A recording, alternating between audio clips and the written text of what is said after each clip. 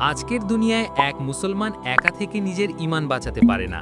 সমাজে ফিতনা, অন্যায়, মিথ্যা, অশ্লীলতা সব দিক থেকে আমাদের ঘিরে ধরেছে। এই সময় একজন মুমিনের দায়িত্ব একা না থেকে সংগঠিত হওয়া, ইসলামী ভাইদের সঙ্গে একত্র হয়ে সত্য ও ন্যায়ের জন্য কাজ করা। আল্লাহ তাআলা বলেন, তোমরা সবাই মিলে আল্লাহর রজ্জুকে দৃঢ়ভাবে ধরো এবং বিভক্ত হয়ো না। সূরা আলে ইমরান 103।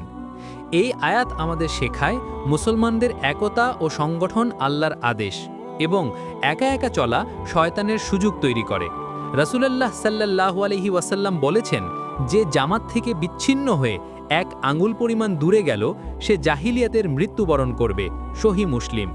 তাই ইসলাম শুধু নামাজ, রোজা, হজ নয়, ইসলাম চায় আমরা একত্র হয়ে সমাজে ন্যায়ের পতাকা উড়াই।